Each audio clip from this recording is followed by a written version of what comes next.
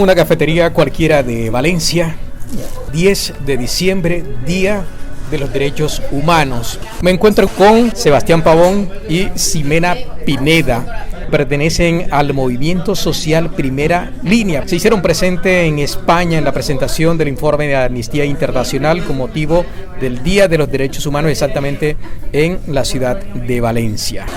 Ximena, bienvenida, gracias por estar con nosotros. Muchas gracias a ustedes por abrirnos este espacio en su programa. Sebastián. Bueno, muchas gracias por abrirnos el espacio, por escucharnos. Pues creo que es muy importante para nosotros llevar la voz de lo que es la Real Primera Línea a todos los rincones del mundo, que conozcan la realidad de qué son los jóvenes de Colombia, ya que en muchas ocasiones los medios nos han tildado de terroristas, de guerrilleros, de destructores, cuando realmente hemos luchado por una liberación de un país. Quisiera primero conocer su opinión de lo que fue el informe de Amnistía Internacional en Valencia. Bueno, frente al informe de Amnistía Internacional, hay dos maneras de verlo. Si es un informe, pues estuvo excelente las presentaciones culturales. Si se trataba de hablar sobre derechos humanos, sí hizo falta enfatizar mucho en cómo contribuir para poder en los diferentes países ayudar y apoyar frente a la organización de los derechos humanos, la defensa de las víctimas, al igual que en Colombia, en África, ya que vimos que en muchas partes del Perú estuvieron hablando. Pero pues fue más cultural que de la defensa de los derechos humanos, pero pues fue un acto muy productivo y agradable. ¿Y a ti en particular qué te pareció, Ximena? Me pareció muy agradable. Me hubiera gustado, como lo dice el compañero, que hubiera habido más enfoque en las soluciones a la violación de los derechos humanos, y la parte en donde nosotros pues pedimos el espacio para que nos dejaran hablar fue muy corta. Tal vez de pronto nos faltó llegar como a pedir el espacio mucho más antes, pero sí nos hubiera gustado que le hubieran dado un enfoque, ya que en el país de nosotros en este momento se siguen violando los derechos humanos, se siguen asesinando líderes y todas esas cosas. ¿En qué consistió la participación de ustedes? Bueno, en pedirle apoyo a los entes de derechos humanos internacional que nos echen una mirada a nuestro país, cómo se está manejando la rama judicial, la cual es la que tiene cautivos nuestros compañeros hoy en las cárceles, más de 200 compañeros. También la petición de que Amnistía Internacional nos pueda escuchar y podamos de la mano de ellos presentar cifras y estadísticas que tenemos acerca de la violación sistemática de derechos humanos y la violación a la libertad y al derecho a la protesta social. Quisiera saber a qué se debe su presencia en España. Bueno, nosotros aquí estamos por varias razones. Nos dedicamos durante las protestas activamente a evidenciar las violaciones sistemáticas de los derechos humanos, los homicidios, las persecuciones, los encarcelamientos de los compañeros de las diferentes ciudades como tal, y debido a esto pues hemos recibido una serie de señalamientos, de amenazas, de persecución, se puede decir que por el gobierno anterior, política y también jurídica, porque a muchos de nosotros, aunque en algún momento no hemos estado capturados, tenemos sindicados de concierto para delinquir, así como nuestros compañeros muchos con terrorismo, concierto para delinquir, daño en bien ajeno y todo esto. Y también estamos porque buscamos el apoyo de los entes internacionales, como lo decía antes, para que nos ayuden a verificar la situación de nuestros compañeros hoy detenidos intramuralmente. El gobierno que está actualmente ha anunciado que va a excarcelar a los integrantes de la primera línea que están detenidos antes de Navidad. Lógicamente ha generado todo tipo de reacciones, pero quisiera saber qué piensas tú de este anuncio que ha hecho el presidente Gustavo Petro? Frente a esto podemos decir pues que nos alegra mucho ver que en un país donde siempre ha habido una guerra, no solamente el conflicto armado, sino la violación de los derechos humanos y la injusticia social, haya un presidente por fin que piense en la paz total y tenga toda la intención de incluirnos como tal en la paz total, aún sin ser un grupo alzado en armas, sin ser grupos ilegales ni criminales como muchos nos quieren ver. Y pues es muy valiosa la lucha que nuestro presidente ha emprendido para ayudar a toda la juventud de Colombia. Sin embargo, pues es una lucha continua, porque de igual forma la oposición del gobierno Duque, el gobierno uribista que ha estado por muchos años, siempre va a estar allí tratando de que estas cosas no se den, porque la juventud es más. La juventud tiene la posibilidad de cambiar no solamente este gobierno como se logró, sino que tiene la posibilidad de darle una continuación a todo lo que tuvo que ver con la violación a los derechos y asimismo a continuar dando un cambio dentro del país. Ximena, quisiera que nos cuentes quiénes son los integrantes de la primera línea. Bueno, los integrantes de la primera línea son jóvenes que en medio del estallido social, en el momento que el SMAC y la policía empezaron a atacar, ellos siempre estuvieron al frente defendiendo a quienes, al pueblo, a los manifestantes. A partir de allí fue que nació la primera línea. La primera línea es la que está allá para proteger al pueblo. La primera línea sencillamente lo que hizo fue proteger al pueblo de todos los ataques que hubieron en todas las manifestaciones. Eso es la primera línea. Ahora bien, algunos integrantes de esta primera línea que están detenidos, algunos han sido, como es el caso de alias 19, condenados por tortura, entre otros señalamientos que le ha hecho la justicia colombiana. También hay otros que están detenidos y aunque el gobierno ha anunciado que los van a liberar antes de Navidad, es decir, dentro de muy poco, también se ha anunciado por parte del mismo gobierno que los procesos seguirán abiertos. Yo quisiera saber qué piensan de las condenas que recibió, por ejemplo, alias 19.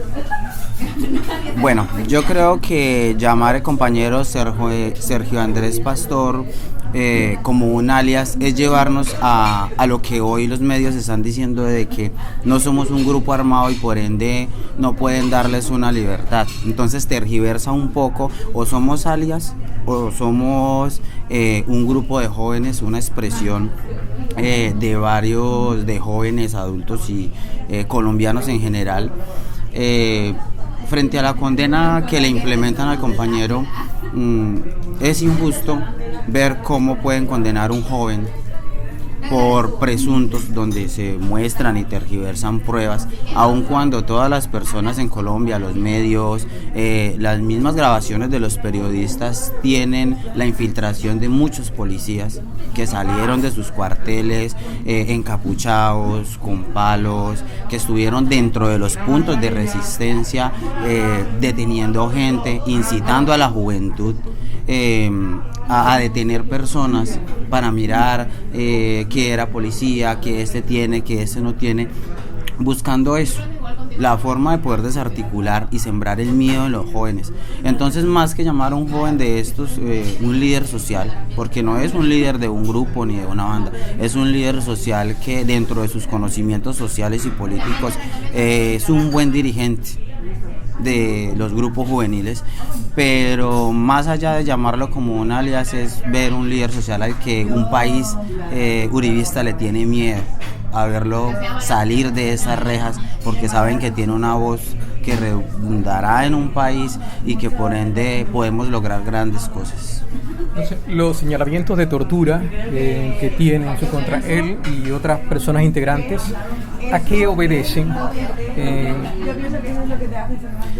Bueno, estos señalamientos a los que hacen, como bien han visto las publicaciones de Semana, de otros medios que han publicado,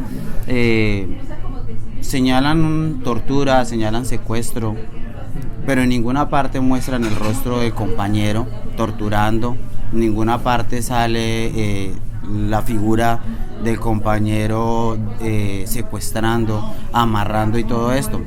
Si bien vemos en las imágenes que muestran, tienen una persona detenida, pero es una expresión de muchísimas personas que están allí. Y al igual como le decíamos antes, hay muchos agentes infiltrados y si... No quiero entrar en una polémica, simplemente me remito a lo que está mostrando la Fiscalía para condenarlo. Dicen que la policía, ellos sí que tienen imágenes en que demuestran que participó en las torturas, en fin. Yo lo que quiero es que le expliquen al mundo todo esto y que den su versión de los hechos. Si tuvieran que pedirle perdón a alguien o reconocer errores que se hayan podido cometer en el marco de la lucha, ¿reconocen ustedes que hubo excesos, tortura, secuestro?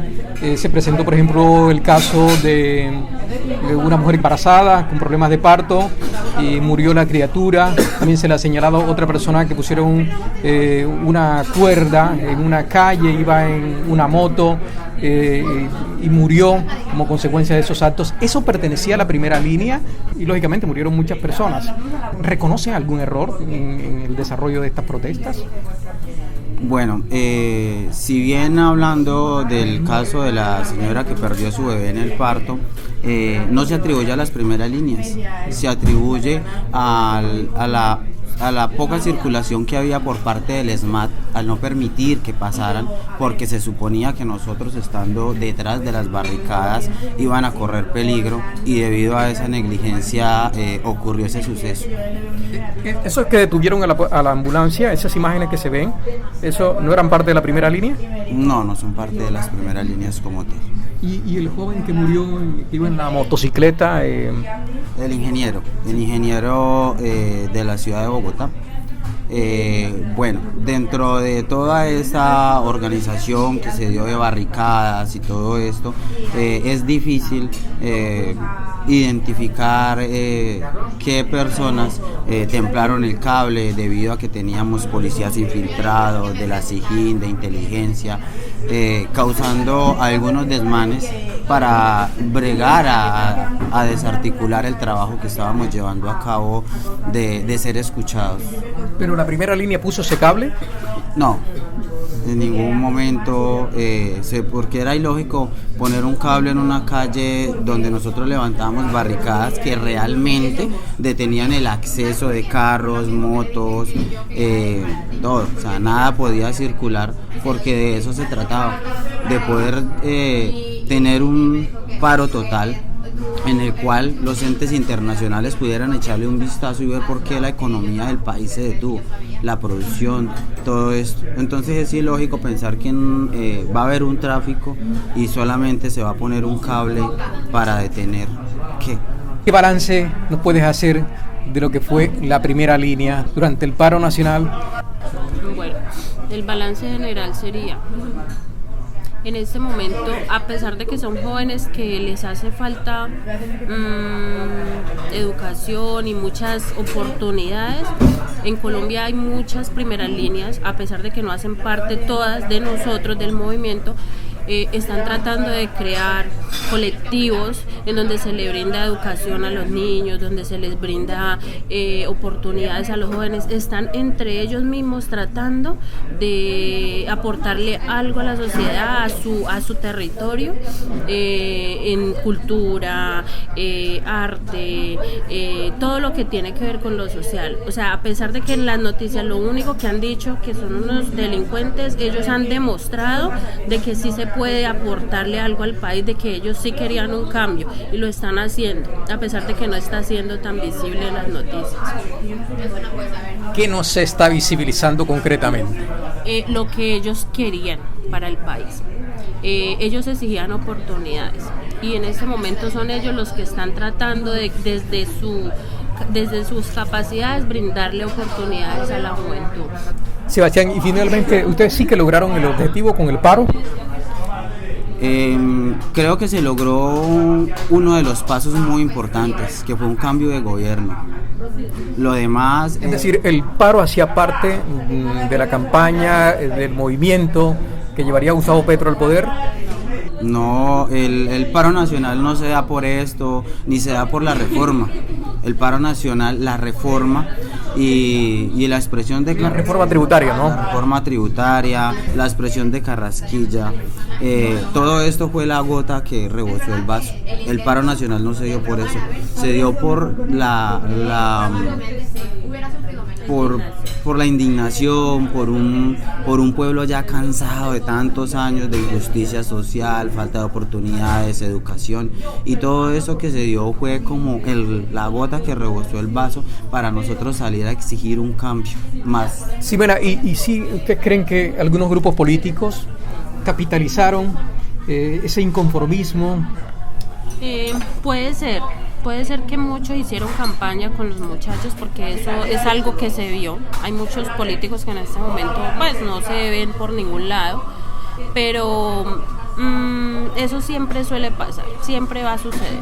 Pero lo que sí que me gustaría que sí quedara claro es que esto que sucedió y el estallido social no es parte de la campaña ni de Petro ni de nadie. Eso, como lo dijo el compañero, nació de la indignación de un pueblo que lleva años. O sea, nosotros hemos vivido las faltas de oportunidades, la desigualdad. En Colombia la desigualdad es impresionante. Allá el pobre, para poder llegar a una universidad o adquirir un préstamo, cualquier tipo de cosa que aquí en estos países de Europa es tan fácil para cualquiera, allá no es así. Entonces todo eso fue la gota que llenó el vaso. Por eso los jóvenes salieron y en la parte que tú dices que sí se aprovecharon, sí puede ser.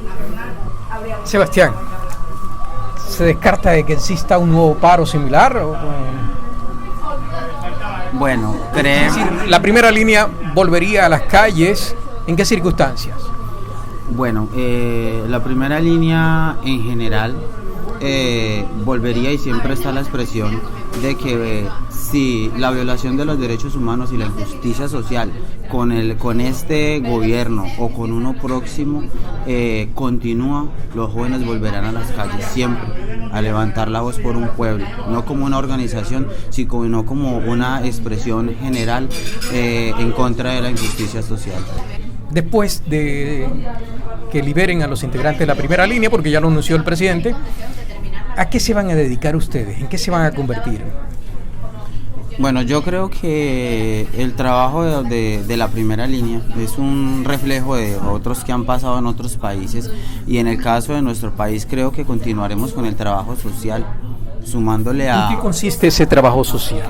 Bueno, el trabajo social que nosotros hemos llevado a cabo ha sido como, primero que todo en información, en visualizar todo lo que son los atropellos de la policía, que eso es otra forma de ayudar o de reflejar pues los acontecimientos de un país, ayudando, gestionando proyectos con los cuales no se queden los políticos con los recursos, ni se adueñen ni se apropien de las riquezas que un país tiene, sino que sean distribuidos dentro de lo que es su población, para así mismo mitigar un poco la injusticia social. Bien, aspiran a presentarse a las elecciones, tener un candidato al Senado, a la presidencia. En algún momento, logrando la libertad de nuestros compañeros, debería de haber, y en camino a tener que esa expresión tenga algunos representantes del pueblo, no de un movimiento ni de un grupo, sino que tenga unos representantes de los cuales han luchado por unos derechos humanos allí en el poder, defendiendo los derechos de las demás personas que no tienen voz. Para finalizar, ¿qué esperan del gobierno Petro? Yo creo que a pesar de que solo van 100 días y un poco más, se han logrado muchas cosas. El país ha mejorado un poco frente a lo que va, y aunque en 4 años no va a lograr levantar un país de más de 20 años de opresión, lo que esperamos es lograr darle un cambio a la educación, al sistema ambiental, a la seguridad, a todo lo que tiene que ver con los grupos armados, ya que estamos enmarcados en la paz total, y darle un poco de tranquilidad nuevamente al pueblo colombiano. Sebastián, finalmente, ¿estás conforme con lo que está haciendo Gustavo Petro? ¿Estás conforme con el trato que están recibiendo los integrantes de la primera línea? Bueno, conformes con lo que está haciendo el presidente Gustavo Petro, no, porque no somos conformistas. Creo que sabemos que dentro de sus capacidades nos podría dar muchísimo más, no solamente a nosotros, sino a un país en general, y paso a paso lo va logrando. Entonces creo que es como una construcción sistemática. Con el trato que le están dando a los jóvenes de primera línea, no estamos conformes, no estamos de acuerdo de que... ¿Qué más esperan de Gustavo Petro en la primera línea?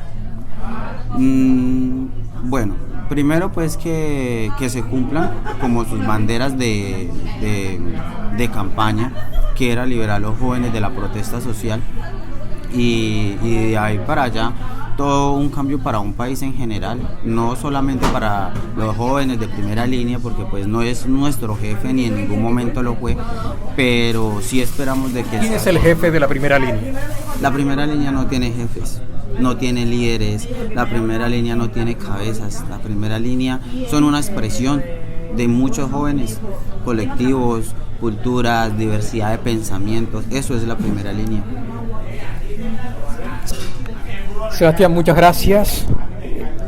Simplemente quería saber a qué se van a dedicar ustedes a partir de ahora, ¿no? Quisiera saber, ¿ustedes regresan a Colombia, se quedan en España? ¿Qué tienen pensado hacer? Bueno, creo que el trabajo de nosotros inició hace mucho tiempo y va a continuar. Creo que el activismo social y la visualización de todo lo que ha ocurrido en nuestro país no termina aquí. Creemos que hasta que todo esto no redunde, no tengamos una liberación de nuestros compañeros, vamos a permanecer en este y en otros países donde podamos llevar la voz de lo que realmente pasó y quiénes son los jóvenes que han tachado de terroristas. Sebastián, muchas gracias. Vale, muchas gracias a ustedes por el espacio y pues bueno, aquí estamos. Ximena, muy amable. Muchas gracias a ustedes. Sebastián Pavón y Ximena Pineda, repito, pertenecen al movimiento social Primera Línea. Se hicieron presentes en España en la presentación del informe de Amnistía Internacional con motivo del Día de los Derechos Humanos, exactamente en la ciudad de Valencia.